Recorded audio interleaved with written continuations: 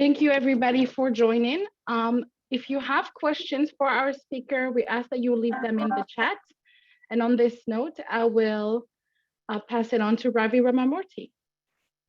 Thank you, Magda. Welcome, everyone, to the last in the fall series of the China Insight series. I'm delighted to introduce George Yip once again, who spoke to us earlier in the series. George is a distinguished visiting professor at the Damore McKim School of Business and a distinguished fellow at the Center for Emerging Markets. He's done seminal work on global strategy. And in the last few years, he's been working on innovation in China. He was director of the China Innovation Center at the China-Europe International Business School in Shanghai for a number of years. Has published at least 2 books that I know of on this topic. And for those of you who attended his earlier talk, you know that he also had an excellent Harvard Business Review article on innovation in China. He's going to pick up on that theme and speak to us today about what innovation in China means for foreign companies and how they can participate and learn from and respond to the innovation of Chinese companies. So that said, I'm going to turn it over to George. George, thank you.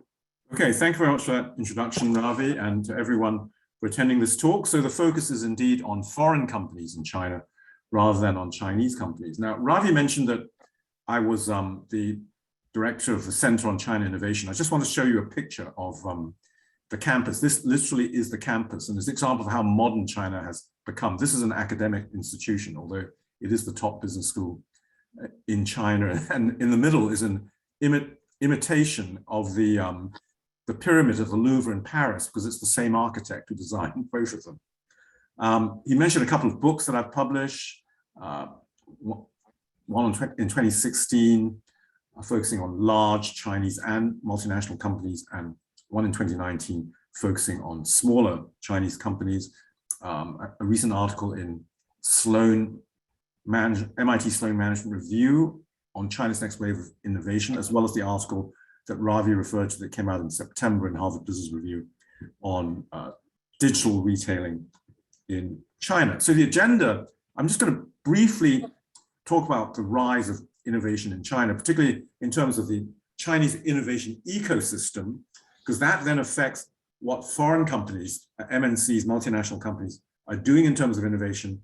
And I'm going to finish up with how things are changing and the new challenges that foreign companies face in terms of doing R&D in China. So I'm not going to give you a lot of statistics, you can get that elsewhere. Just in summary, the innovation ecosystem is growing very fast, and I've mentioned this before. So as usual, the story with China is quantity first and then quality. So huge numbers of scientific publications and tremendous emphasis by the government on patents. So huge quantity of patents. And one of the differences is that China has utility patents, which is something that doesn't really exist in the rest of the world, and that foreign companies have to grapple with. Sometimes they patent at home and they arrive in China and find that a Chinese company has filed a utility patent that in practice stops the foreign company from enjoying the fruits of their foreign patents.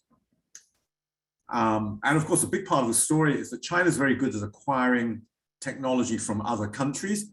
Here's a summary from a US Security Review Commission article looking at how China acquires technology from the US by making foreign direct investment, including buying American and foreign companies, venture capital investments, joint ventures, licensing agreements, cyber espionage, we can't avoid that, and talent acquisition, hiring foreign experts, scientists to go and work in China. I remember talking to one of them, he said, yeah, in addition to the huge pay package, they assigned me a full-time interpreter to just follow me around all day when I'm doing my job. So they're very practical in terms of integrating the foreign talent. Now, a major driver of the Chinese innovation ecosystem is the Made in China 2025 policy, published in 2015, which is now 6 years ago, in between the 12th and 13th year plans. And really, notice that the word innovation comes at the very top, driven by innovation. And so that's why one of the subtitles of one of our books was Moving from Imitation to Innovation. And if you look down in the second half, in red, the targets, by 2025, Chinese manufacturing will be enhanced by industrialization, informationization, not sure that's an English word, and pollution control. By 2035, at the middle level of advanced countries, and by 2049, which is only in 28 years' time, and many of you in this audience will be in the middle of your careers, those of you who are students, China aims to be foremost in innovation and the #1 industrial and technological power. I like to show this slide, which I got from a professor at the Chinese Academy of Science that was presented at Oxford a few years ago, just as a brief example of the technologies that China is investing in. And I'll just highlight some of these. The fourth column, the orange one, exploration of dark matter and dark energy, controlling the structure of matter, artificial life, and synthetic biology. They're not there yet, but these are the things that China is investing in. So the innovation ecosystem is really making leaps and bounds in terms of its ability to support Chinese companies, and then also as something in which foreign companies should be participating. So just a little bit more detail. China has public research institutes, which are the locomotive of national innovation, especially the Chinese Academy of Sciences and the different subdivisions, all very important, and they're closely connected to the government. Over 2,000 universities in China, including the top 10, and then what they call the program 211, which are the very research-oriented universities. And then below them, they distinguish a base of teaching universities. But at the top, you've got these over 200 research-intensive universities. And here is a list of some of the top 10 universities. You will recognize many of these names. Of course, Peking University, known as Beida in Mandarin Chinese, Tsinghua, and so on. There are also a lot of science and technology parks. Of course, many of them are clustered around the coast, but they're now moving into the center. So one of the strategies for a foreign company is to locate near a science and technology park. In general, the ones around Beijing are more about pure sciences and life sciences. The ones around Shanghai are more applied and industrial, and the ones in the south are more in the new digital environment and entrepreneurial. Huawei, for example, the telecoms company, has its headquarters down there. Just one slide and really on the difference in Chinese company innovation, but that's not the topic today. Because of the huge size and diversity of the domestic market, Chinese innovation is more market-led compared with Western companies and less central R&D. So as a result, more of the R&D is done at the business unit level, which means that they're closer to the customer, more customer input, and closer to the supplier. And I guess the extreme example of this is Haier, the major appliances company, with its Jiju Jingying T, which is that there's many small independent units, the Rendan Heyi people needs connections approach, really having a lot of hundreds of autonomous businesses doing their own innovation as well. And similarly, Xiaomi, the mobile phone company, has a huge fan base which contributes towards its innovation. So innovation that's much closer to the market than Western companies do, either at home or in China. And here's just examples of companies that have, foreign companies that have set up R&D centers in China. Lots of information technology companies on the left, really, all the names that you would expect. Lots of pharmaceutical companies. Pharmaceutical companies are really attracted to doing R&D in China. Lots of chemical companies, electrical, industrial and electronic companies. Big names such as Siemens, Philips, Samsung, GE, and then food companies as well. So I've personally visited some of these centers, including Johnson & Johnson, Nestle, Bosch, BMW research centers. in our research, one of the things we found is that we could categorize China in terms of 3 phases for foreign companies, 3 phases of the types of innovation that they do. And I'll go into more detail in each of these. The first phase is cost-driven, and the main purpose of the innovation is to have low-cost, replicated products replicated from the home country, but at a lower cost to fit China. Then the second stage of phase of market-driven, adapting products and processes developed outside China or developed inside China, new types of products, rather adapted revised products. And then thirdly, a phase that we call knowledge-driven, where they have access to the knowledge of the national and local systems of innovation, completely new products. So companies are going through these 3 phases, although sometimes they jump straight into the third phase, as I'll explain to you.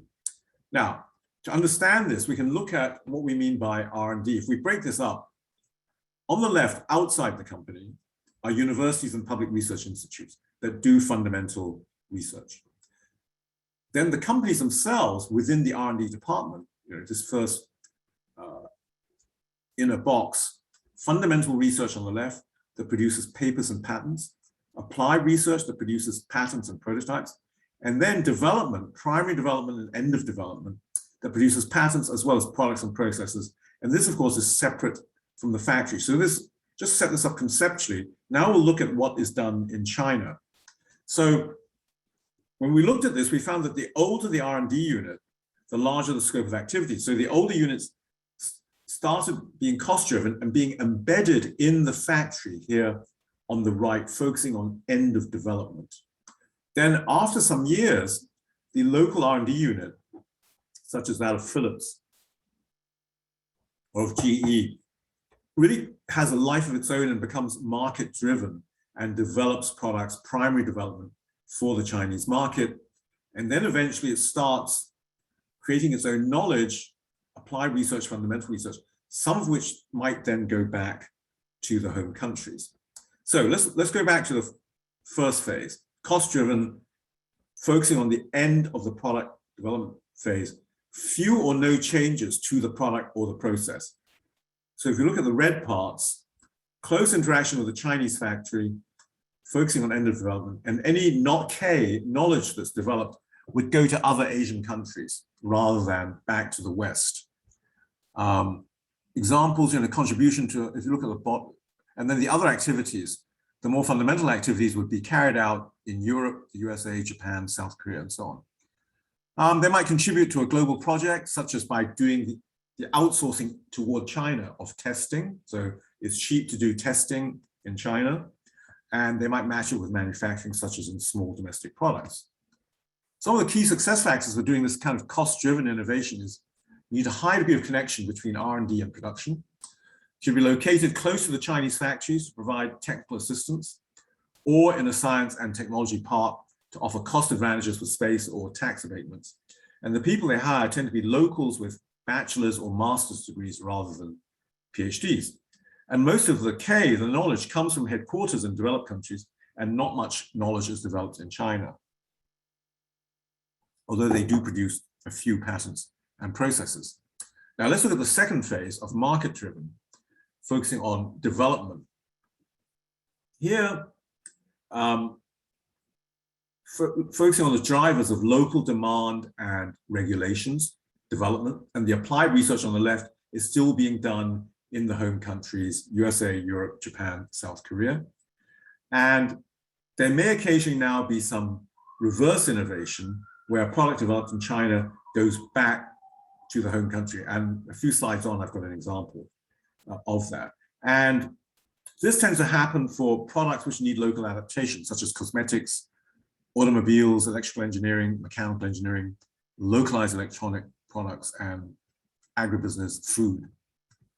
An example of this is construction materials. So Saint-Gobain, the French company, why do you need to do that? Because physical conditions in China are different. First of all, different types of raw materials are available at different costs than in the home country.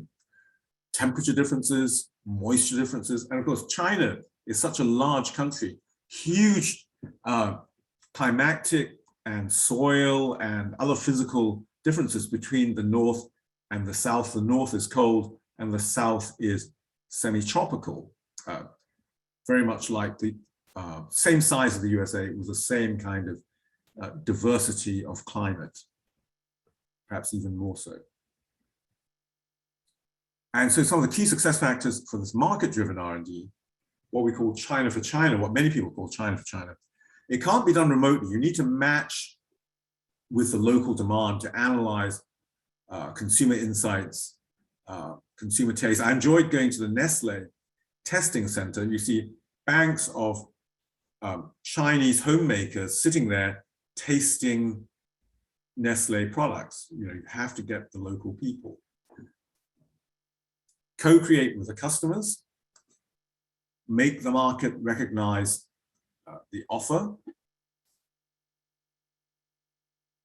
One of the Nestle innovations was the ice cream that looks like a banana, and you peel it and then eat it like a banana. And then that really spread throughout Asia and starting to spread to the rest of the world as well. Matching with regulatory bodies to fit with local standards and regulations, hiring R&D managers who've got some marketing abilities as well. And get some knowledge developed. Knowledge that's developed locally needs to be reported back to head office, who may be able to use it. And there's no longer a need to be based in the science and technology part, because you can localize the center closer to the salespeople. And then the third phase, knowledge-driven, development plus applied research plus fundamental research. Now you can see that a lot is done in China, really the whole activity. Accessing on the left, Chinese universities and public research institutes, getting fundamental research done in conjunction with the universities. Applied research, getting knowledge from local startups. Development from subcontractors, also generating knowledge. And knowledge that might go to the rest of the world and connecting to the Chinese factory. And what kinds of products, if you look on the bottom row, what kinds of products are suitable for that? Global businesses that tend to sell the same product all over the world, not much need for local adaptation. So we see this in software, not no need, but not much need for local adaptation. Software, energy, pharmaceutical companies for new drugs, specialized chemicals, global electronic products, semiconductor industries. An example actually is Microsoft, who started R&D even before they started selling in China. Started research in 1999, before the product development activity, because they wanted to access the Chinese talent. So in this case, this was supply-driven, the supply of Chinese scientists, who of course are very good in mathematics and computer science. By 2013, they had 300 people already. And the intention for the research is to establish leading connections with the Chinese national system of innovation, with the 30 best universities, hiring large numbers of smart talents, joint labs, various startup programs, and so on. Also pharmaceutical industry. Two reasons. One, there are some diseases that are more prevalent in China than the rest of the world. But secondly, supply driven again, because of the many Chinese scientists in this field. Right? Chinese Academy of Science Research Institutes. So China's great interest in catching up with the West in pharma, in bioscience. So investing a great deal, so that's an attraction for foreign companies. The context so far hasn't produced a lot of tangible products. And in fact, if we look at COVID, right, it's clear that the efficacy of the China-developed COVID vaccine is not as good as the Western ones so far. They work, but not at the same degree of efficacy. Look at some of the activities. Tests on human beings of drugs developed and already approved, say, by the FDA in the USA. It's cheaper to conduct tests in China, and there are fewer regulations as well. Also conducting research on new drugs. And then there might be two strategies for a foreign company research unit: implementing a research laboratory and implementing a team that has a responsibility to connect to headquarters research with Chinese public research teams. One of the challenges they face, I was talking to one major European company who have R&D fellows, people who've been so successful, they're designated a fellow, they have a lot of autonomy. I said, how many Chinese fellows do you have? He said, well, none yet. So that's a major challenge to move up the Chinese scientists so they become part of the global elite within the company. So, you know, the R&D global fellows, whatever that equivalent term is in a particular company. And lastly, the key success factors for knowledge-driven R&D, gaining the support of headquarters. So headquarters recognizes that you can do fundamental research in China, fostering the collaboration with public universities and public research institutes. In fact, it's actually possible to make the foreign company qualify for Chinese grants by having a subsidiary look in some way like a Chinese company, all quite legal. Recruiting really good scientists, and a high proportion of them are PhDs and returnees. China has policies to encourage the return of very high quality foreign trained ethnic Chinese PhDs. So foreign companies can recruit some of those as well. The location should facilitate access to the local systems of innovation or national systems of innovation. So clearly that depends on the product category that you're in. As I said, life sciences more around Beijing, and more industrial technologies around Shanghai and so on. Very active patenting, and then locally developed knowledge transferred to other company locations for worldwide use. Let me finish this section with one of the primary examples of reverse innovation, the General Electric handheld ultrasound machine. So in the 1990s, they served China with machines developed in the USA and China. Very expensive, $100,000 more. Too bulky and expensive for China. So in 2002, a local team leveraged the global resources.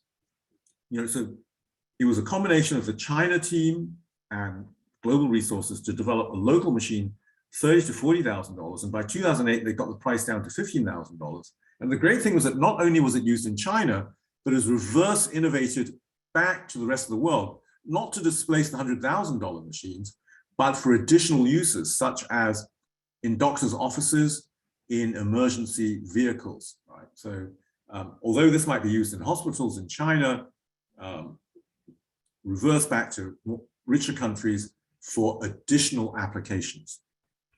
Now, let me turn to the third part, today's dilemma for foreign R&D. Anybody recognize what this comes from?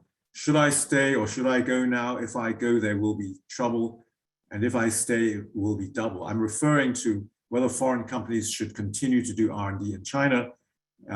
Anybody guess what this is from? It is a song by The Clash, a British rock group.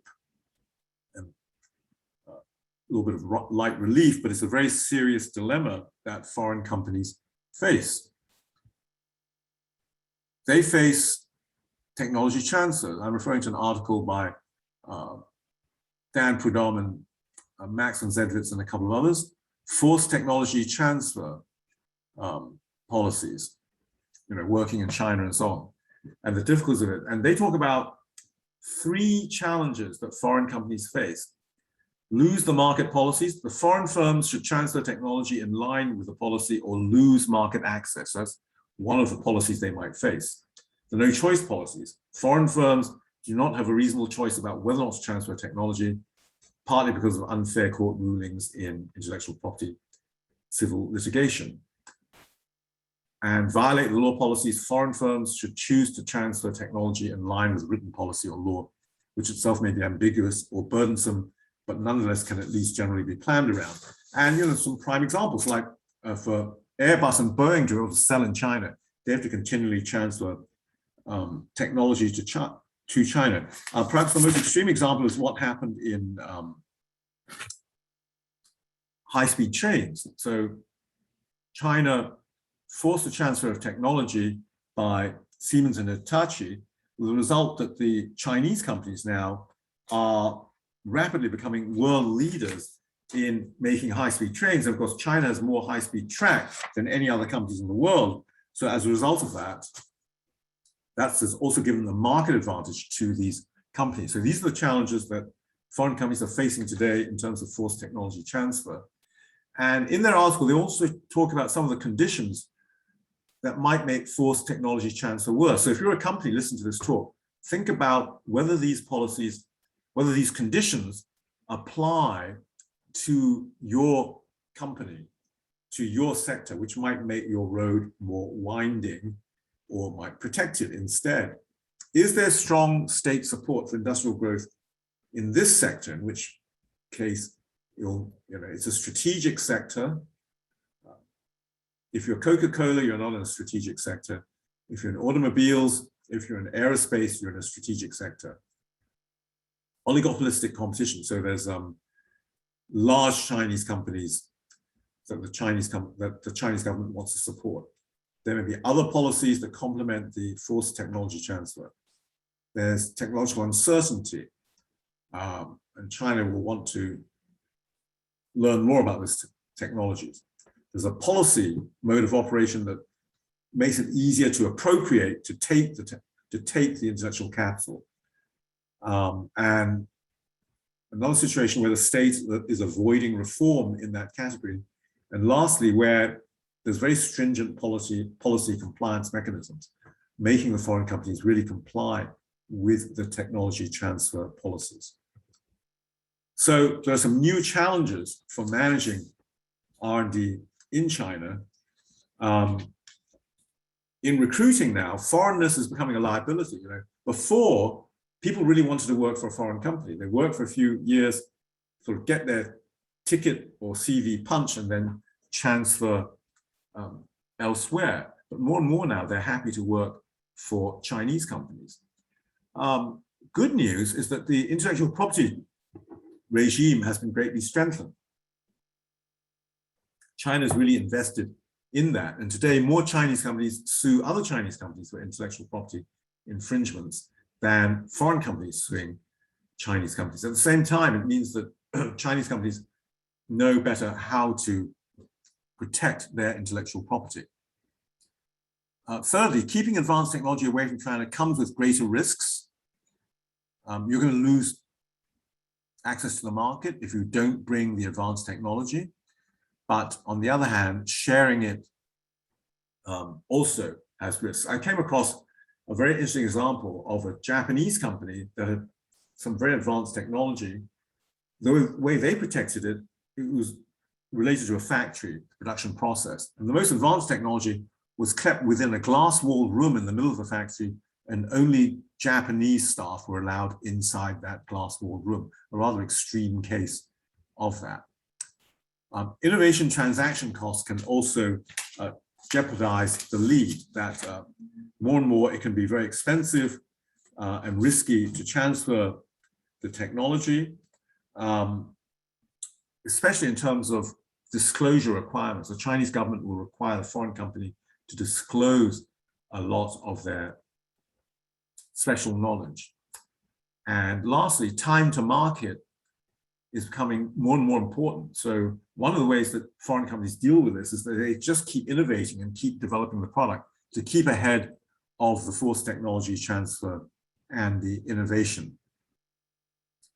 So concluding there, companies have to manage R&D in China differently now. They have to strike a better balance between localization and the growing liability of foreignness, being both a foreign company with its apparent advantages and localizing. You should engage in cutting-edge innovation in China as long as the returns exceed the global risks, although obviously calculating that is extremely difficult, and focus the talent, culture, and operations toward a faster time to market. I've got several publications that support some of this, but now it's time for questions and answers. I hope this can be a discussion. Please use the chat or speak up. We have a lot of participants, so there should be some ability to ask some questions.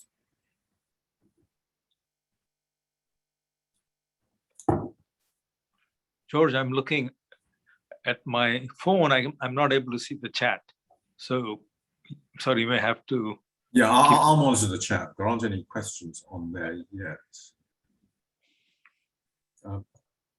Maybe I'll stop the sharing for now, so I can see more people and the.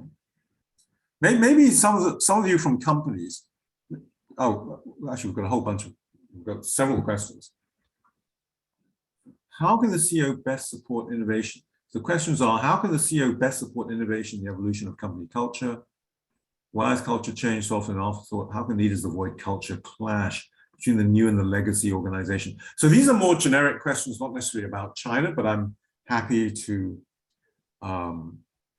address them. I think the central challenge is really question 3, which is that the culture clash between new and legacy organization, that the more radical the innovation, the more you move away from the old business model, and the greater the culture clash, because the people at the top of the company came up using the old business model. So the more you change the business model, the more you have to change the culture. Inevitably, you end up bringing in new people. I actually came across a very interesting example. So I used to teach BASF, I think the largest German chemicals company, one of the largest chemicals companies in the world. And as they moved to digital, they created a division that was involved in digital products. They actually, to attract those people, they actually had to change the policy on company cars. That's strange. I said, what was the policy? The policy on company cars was that you could not have a company car that was a convertible, but the younger people who worked in digital business wanted to drive convertibles. I mean, that's maybe a trivial example, but it does show the kinds of changes that you have to make. And you also have to, of course, integrate the two so that the old guard doesn't hate the newcomers and try to sabotage them. But that is really a huge aspect of it. I used to work for a consulting company that did a lot of culture change programs to enable the change in strategy. But clearly, the two things always go together. It's like yin and yang. You bring in a new strategy, the culture starts to change. You have to change the culture, and that in turn enables the strategy change more. The next question: do American companies have a choice but to essentially share technology, given the need to maintain increasing profit and share prices? Yes, it is a bit of a prisoner's dilemma. If you don't share the technology, another company will. By the way, China's not unique here. I mean, Japan and South Korea did the same. There used to be a Harvard Business School case study on the Korean shipbuilding industry that showed that South Koreans built up their shipbuilding industry by first buying technology from the weakest European companies, the ones who saw that their markets were dying. I think it was the British and the French. And so they gave up their technology. So this is what tends to happen, that China will extract technology from the weakest companies in a sector first. And yes, it can be a disadvantage being so short-term focused. By the way, this problem has been recognized. I was doing my doctorate at Harvard Business School in the late 70s. And already there's an article published, Managing Our Way to Economic Decline, where 2 Harvard Business School professors recognized that the short-termism of American public companies was not good for the American economy. Not much has changed, although fortunately for the USA, the new digital companies and software companies are leading the world and have avoided that problem, although the manufacturing companies have not. Katrine Bruce, my question: in which sectors is it most important for foreign companies to invest in R&D in China right now? Well, I'm not going to name the sectors. I'll talk about the types of characteristics. If you're in the investment business, Katrine, this is something for you to figure out yourself. But clearly, it's a sector in which China has strong scientists, China has strong science. It's sectors in which China has companies that are themselves innovating. Therefore, if you want to compete with them in China, you have to get in there, get into the Chinese innovation ecosystem to take advantage of it. That's really the main thing. And then thirdly, are there sectors in which science and Chinese companies are emerging that will come out and compete with the West? So, Huawei, 5G is an example of where, if that's your sector, you better get in there and invest in it as well. So medical sciences, pharma are very important. Okay. Next question from Francisco Valverde. Do you see a strategic bet for innovation on the so-called new digital Silk Road? I guess so. I mean, the physical Silk Road is not so much an innovation play, it's a structure play. Could you say a bit more yourself? Francisco, could you speak up, maybe say something about this yourself? I'm not so familiar with the digital Silk Road. So hello, and thank you again for your conference. Well, it's a project. It's a bit. It's not that clearly laid out, but it's the combination of communication technologies all along the New Silk Road, with Huawei and the 5G, basically along those lines. Oh yeah. Oh, okay. I see what you mean. Well, the point is that China is really trying to be more digital than anybody else in the world. Okay. And so they're now applying it to the Silk Road as well. So why not? So digital is a big part of China's advantage, and they're investing in it a great deal. And not just digital, particularly AI. I think, in my previous talk, I mentioned that perhaps China is moving very fast in AI, is able to implement AI very fast. Question from Michael Enright.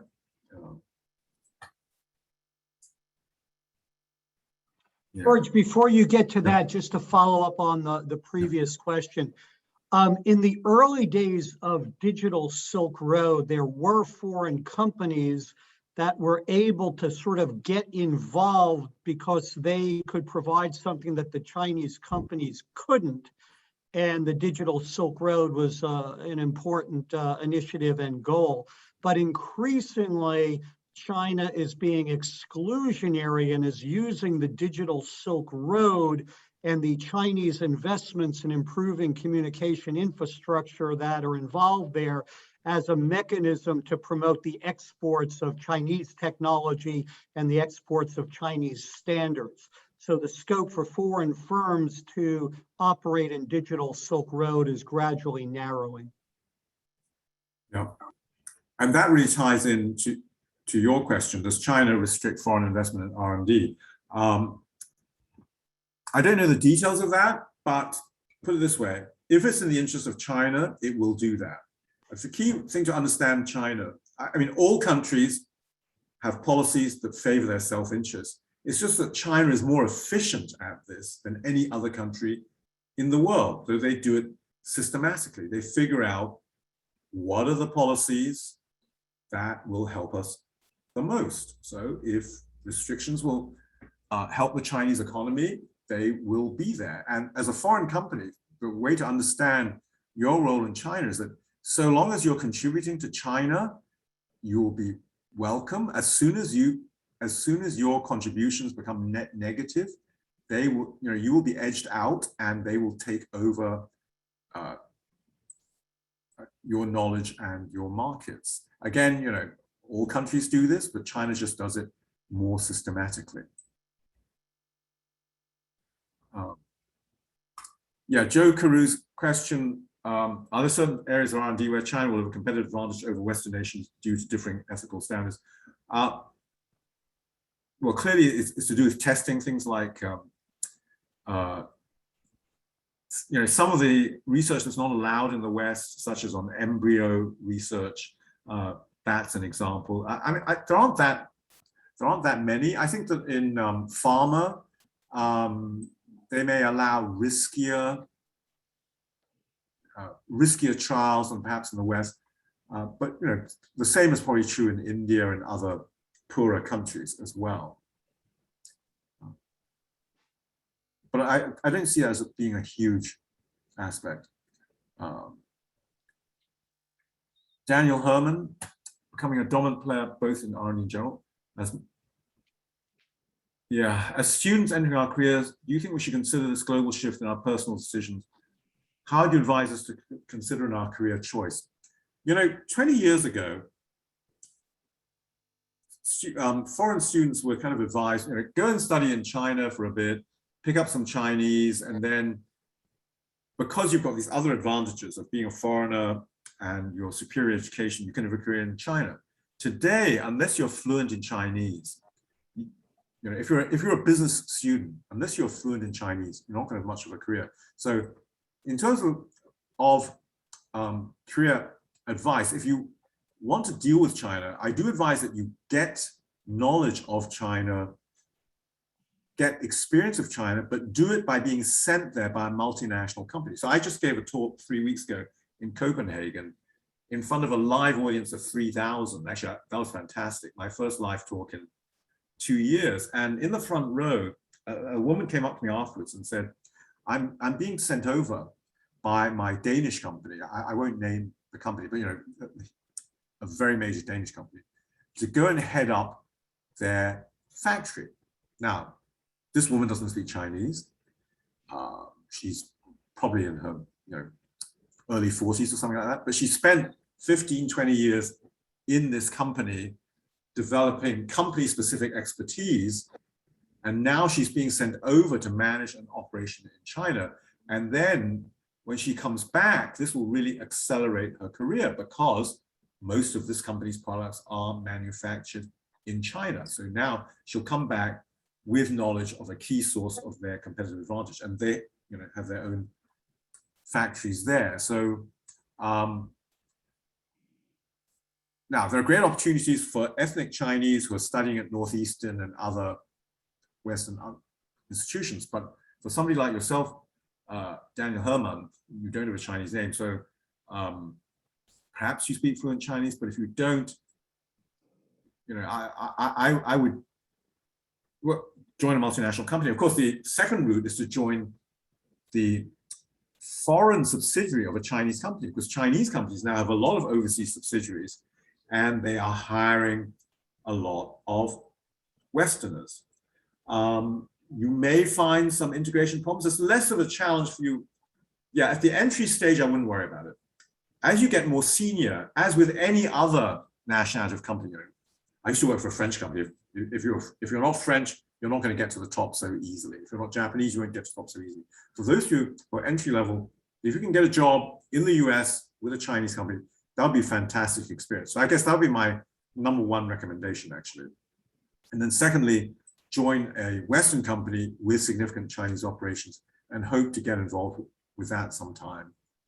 And even if you don't get posted there, you'll end up in project teams, because nowadays we have virtual project teams, where somebody on the team will be in China. Christine O'Don, it's just a question to me, but I think it's a mistake. If China's on track to have a 50% bigger economy than the USA by 2030, should the USA recalibrate and seek stronger relationships outside of China? Well, I think the US is doing that already, and certainly the US is not reliant totally on China. There's the European Union. I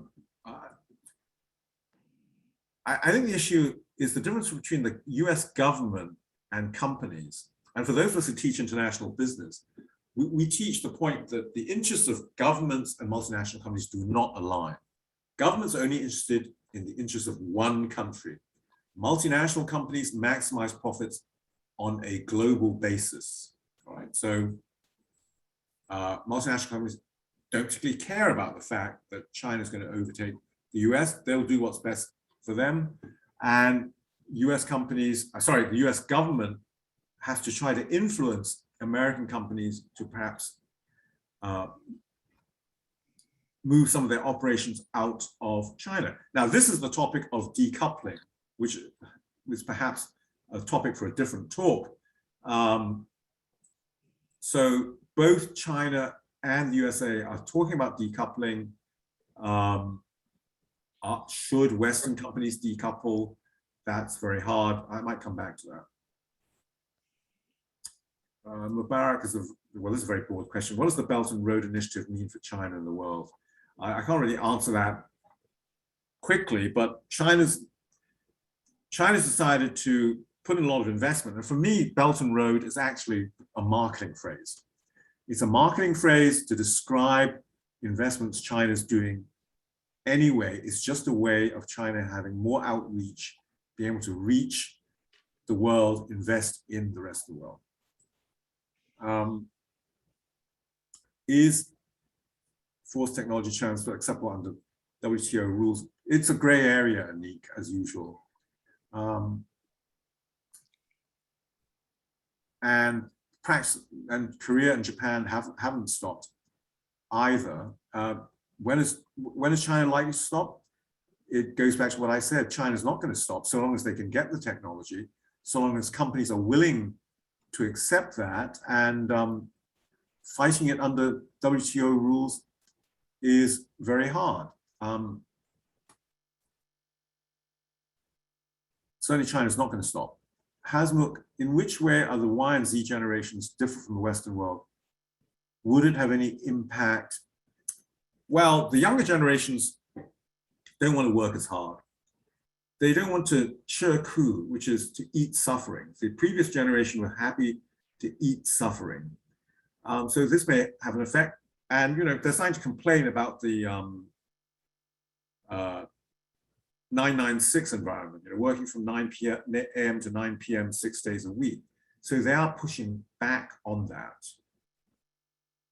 But this is going to have a slow effect because China is so competitive. There's so much opportunity to make money. And there are so many people in China that some people will want to work those crazy hours, just as some people want to work in the West for investment banks and consulting companies and work crazy hours as well. Again, I'd like to hear from any company representatives who want to talk a bit about their own experiences in the last few minutes that we have.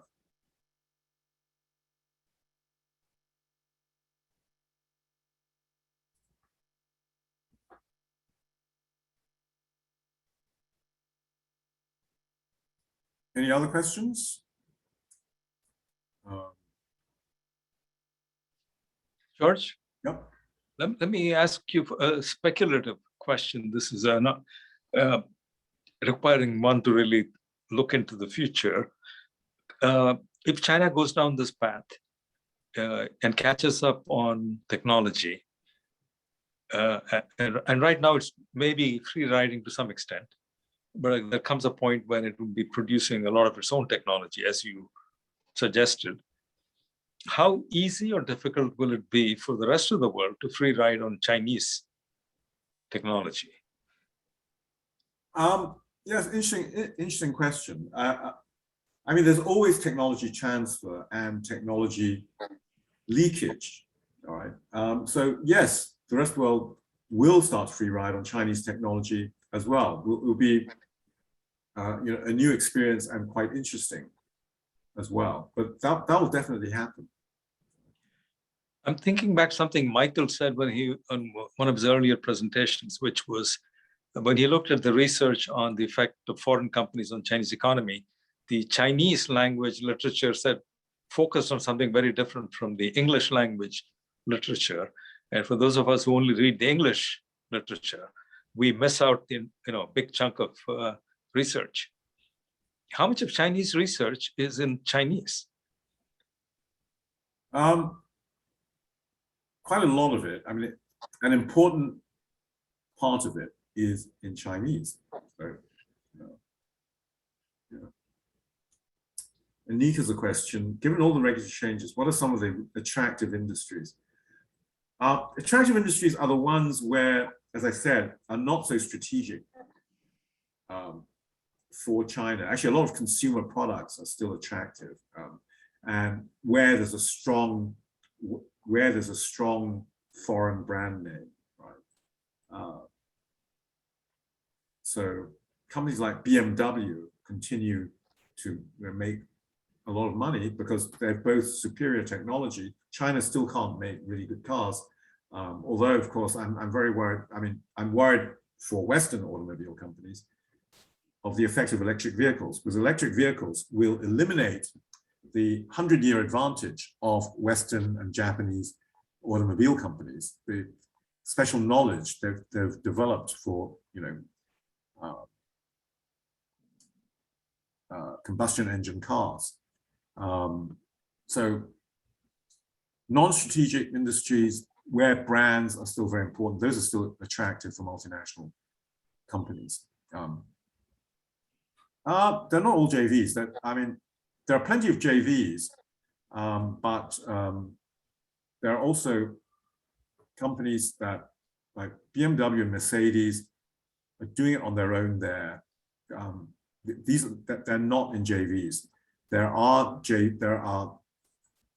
sort of next tier JV companies, but one of the challenges for Chinese companies, they have not learned as much as they want from the JVs. There are as yet no world-class Chinese companies, automobile companies. They started to buy them, like Volvo, but Geely is not a world. The Chinese brands are not world-class. That's why they've had to buy the foreign brands.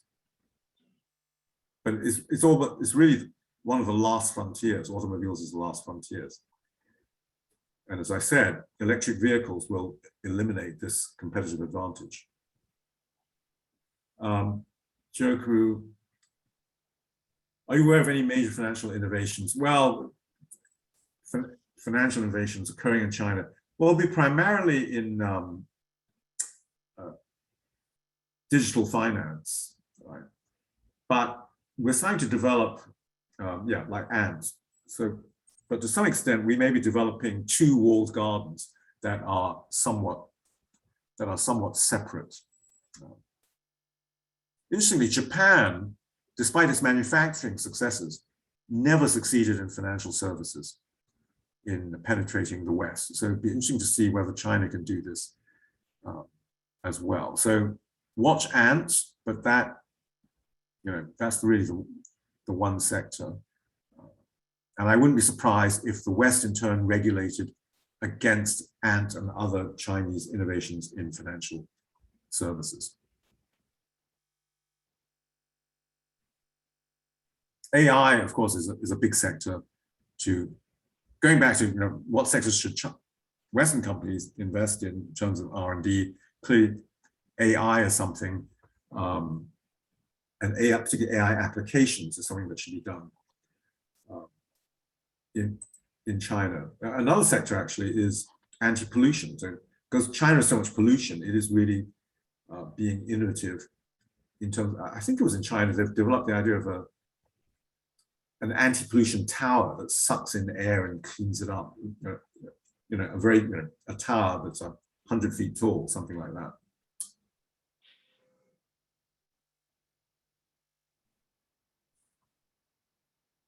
Ravi, should we wrap it up? I think that's. Yeah, we're almost done. And you had a lot of questions and you went through them very quickly. So I think we've actually covered an awful lot of ground in the hour that we had.